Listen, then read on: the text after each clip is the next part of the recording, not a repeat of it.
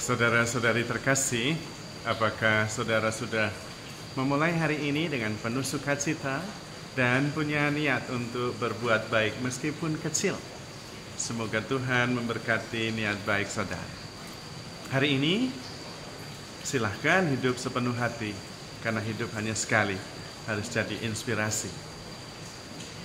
Saya ingin mengajak kita semua untuk bersyukur setiap hari, setiap saat, dan bersukacita. Kita harus melihat hidup kita setiap hari adalah sebuah perayaan syukur. Mengapa?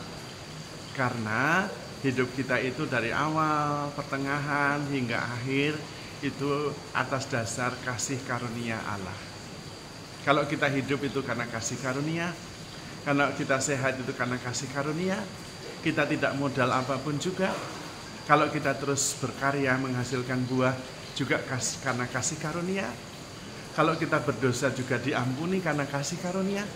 Maka segala-galanya adalah kasih karunia. Karena itu kita mempunyai alasan cukup untuk selalu bersyukur setiap hari dan dimanapun. Dan karena itu kita bisa melihat, mempersepsi, mengalami hidup sebagai sebuah perayaan setiap hari. Romo, tapi kalau misalnya saya menderita, orang lain tidak mengasihi saya, orang lain membenci saya, bagaimana saya bisa bersyukur? Bisa, karena kita tetap mendapatkan kasih karunia demi kasih karunia.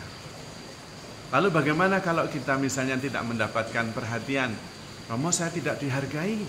Bagaimana? You bring respect. Kalau tidak dihargai, saya yang menghargai. Romo, tapi saya merasa tidak dicintai, bagaimana? You bring love.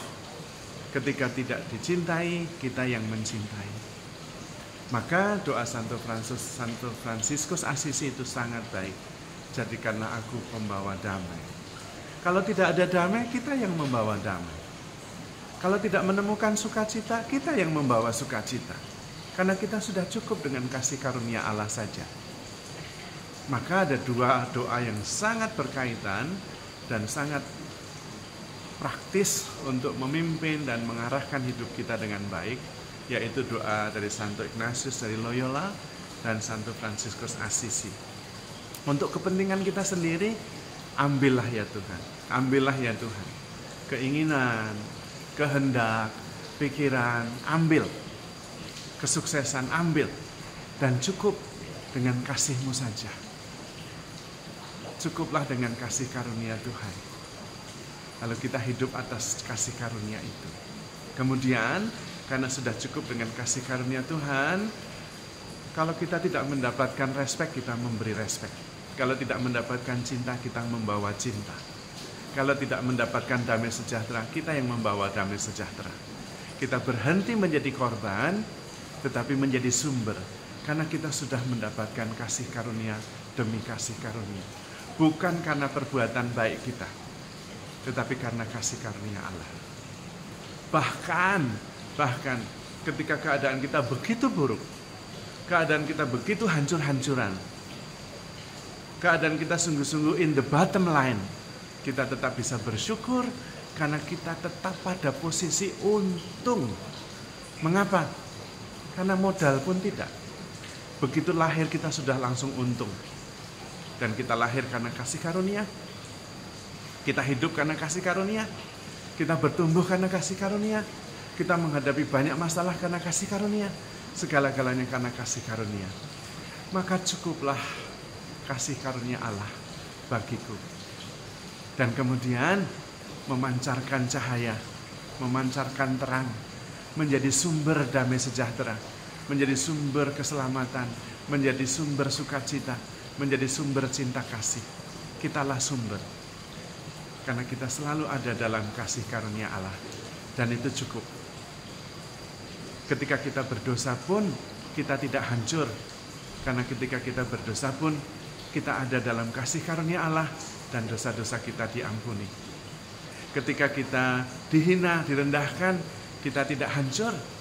Karena kita direndahkan, dihina, ada dalam kasih karunia Allah, kita bisa mengampuni, bisa membawa pengampunan, kelegaan, rekonsiliasi. Kita bisa membawa kasih. Dan ketika kita hidup di dalam kasih karunia, kita mempunyai kekuatan dari Tuhan sendiri. Karena Allah adalah kasih karunia itu. Dan karena itu kita bisa mengalahkan apapun juga, karena kita menggunakan dan ada di dalam kuasa dan kasih Allah sendiri yang tanpa batas. Barang siapa mengasihi, dia mengenal Allah dan dia tinggal di dalam Allah, karena Allah adalah kasih. Dan karena itu kita mempunyai kuasa yang berasal dari Allah sendiri, yang tentu so powerful. Kita bisa mengatasi apapun juga. Kejahatan bisa dikalahkan dengan kebaikan. Sakit hati bisa dikalahkan dengan pengampunan. Dan kita selalu bisa bersyukur karena kita selalu ada dalam kasih karunia Tuhan. Maka saudara-saudari terkasih, jadilah pembawa damai, jadilah sumber, dan rasakanlah, nikmatilah kehidupan ini sebagai kasih karunia Allah sendiri. Allah mengaruniakan kehidupan kita supaya kita hidup sepenuhnya, penuh syukur karena mengalami setiap hari kasih karunia Allah yang tanpa batas. Sehingga setiap hari adalah pesta, adalah perayaan. Kalau di dalam tradisi gereja Katolik, setiap hari adalah ekaristi, yaitu puji syukur. Merayakan kehidupan, merayakan keselamatan, sehingga dimanapun, kapanpun juga sungguh pantas dan benar, sungguh menyelamatkan bahwa kami selalu bersyukur kepadamu. Karena memang hidup kita ada di dalam kasih karunia Allah, dan begitu lahir kita selalu ada dalam posisi yang menguntungkan, karena ada dalam kasih karunia Allah. Tanpa modal mendapat anugerah kehidupan dan pengalaman yang menyusul atas anugerah hidup itu. Dan pengalaman itu adalah juga anugerah dari kasih karunia Tuhan sendiri. Maka bersukacitalah senantiasa karena Anda begitu dicintai Tuhan. Jadi, handle yourself with care because you are loved. Tuhan memberkati.